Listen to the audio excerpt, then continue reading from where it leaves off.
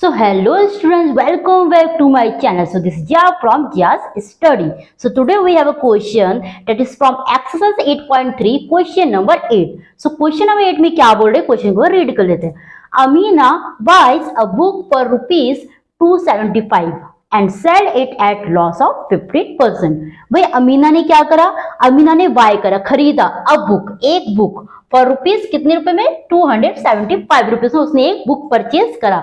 Bye अगर कहीं पर बाय वर्ड यूज करे, कहीं पर परचेज वर्ड यूज कर, don't we get confuse, both have the same meaning that खरीदना. ओके तो उसने क्या करा, अमीना ने खरीदा books for rupees 275 and sell it, उसी बुक को उसने सेल भी करा, मीन्स बेचा.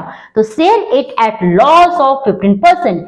15% में उसने 15% लॉस में उसने बेचा.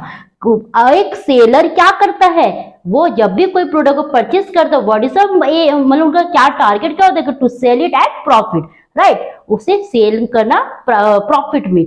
बट यहाँ क्या हुआ, उसने जो खरीदा पर उसको बेचा सेम चीज को, पर उसको क्या हुआ जी, नुकसान हुआ. कितने का, loss of 15%. So how much does she sell it for, यानी कि उसने कितने रुपए में उसको बेचा. शी सेल इट फॉर, इसको बेचने से कितने रुपए, मतलब कितने में बेचा. The question is how much, कितना. तो मेरे बच्चे हमें पता है selling price equal to CP minus loss. Okay जब लॉस वाला केस हो, वहीं अगर प्रॉफिट हो तो क्या, selling price equal to CP plus profit. Getting my point. आपको ये दो फॉर्मूला दिमाग में बिठा कर रखना है कि अगर लॉस है तो सीपी माइनस लॉस, प्रॉफिट और CP plus profit. Is it clear. Profit actually क्या है, एक्स्ट्रा पैसे आना है ना. तो अब आते हैं नेक्स्ट क्वेश्चन, इस क्वेश्चन में. तो हमें क्या करना है, हमें इसमें कॉस्ट प्राइस मिल रखा है, हमें क्या नहीं, हमें निकालना है क्या, सेलिंग प्राइस. क्या निकालना है, सेलिंग प्राइस.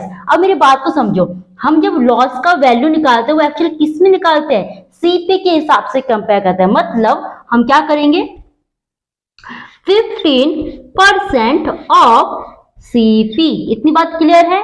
लॉस का वैल्यू हम कैसे निकालेंगे, या प्रॉफिट का किससे कंपेयर कर निकालते हैं, कॉस्ट प्राइस से. ठीक है, उसी से तो हम कंपेयर करते हैं. हमने 5 का खरीदा, सेल करा 6 रुपीज में, तो हम कैसे कंपेयर करेंगे, हमें प्रॉफिट हो रहा है, हम सीपी को बेस बना के. Getting my point.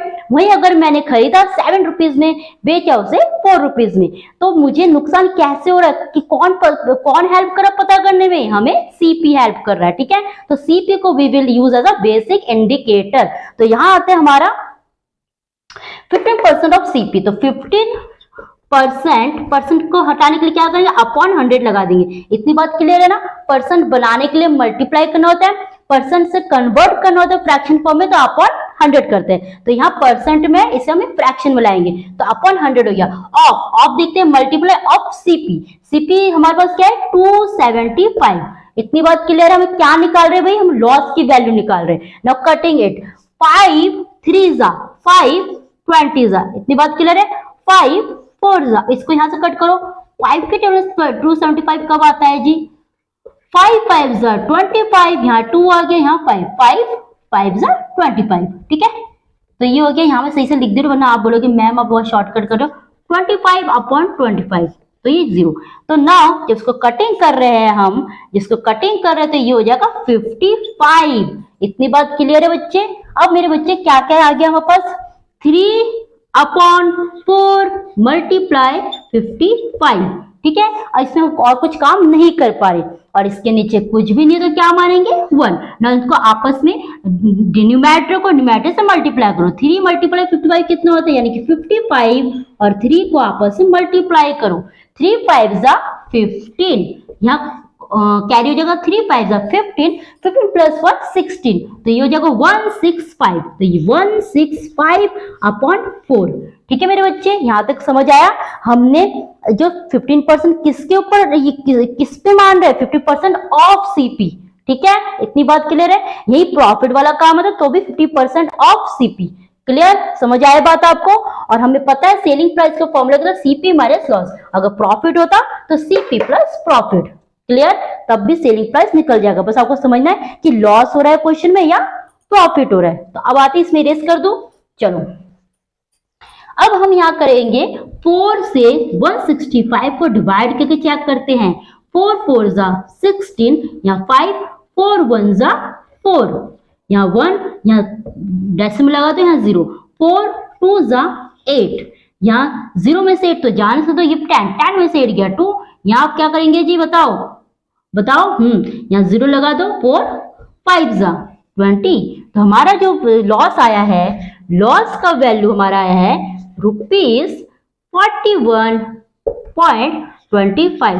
अब इसको फॉर्मूले पुट कर दो, SP equal to CP minus loss. तो SP हमारा निकालना था, CP हमारे कितना है जी, 275 माइनस लॉस कितना है 41.25, ये पॉइंट ने डेसिमल है, ठीक है। अब इसको हम रफली यहाँ माइनस करके चेक कर लेते हैं।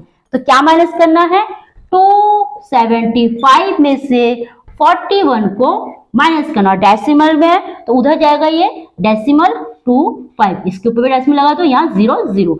डेसिमल का अगर कोई डाउट है तो मैंने अच्छा खासा इसका इंट्रोडक्शन वीडियो के साथ काफी सारे क्वेश्चंस भी कर रखे हैं, मैं आपको लिंक डिस्क्रिप्शन में मेंशन कर दूंगी। सो करते हैं, 0 में से 5 तो जाने से तो ये बन जाएगा 10, 10 में से 5 गया 5, ये बन जाएगा 9, क्यों भाई, क्योंकि इसने तो ये 10 था तो ये 9 बन गया, तो 9 में से 2 गया 7, ठीक है मेरे बच्चे। ये हमारा बन गया था क्या 14, 14 में से 1 गया 13, यहाँ हो जाएगा ये अगेन ऊपर, तो 27 में से 4 गया 23।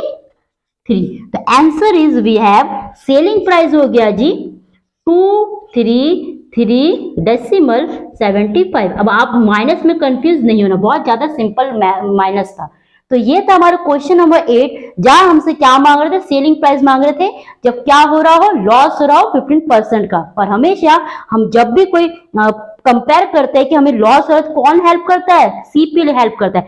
सीपी को ही बेस इंडिकेटर मान के हम प्रॉफिट और लॉस को फाइंड आउट करते हैं। Okay, so this one is the question number 8. Now it comes to the question number 9. Thank you.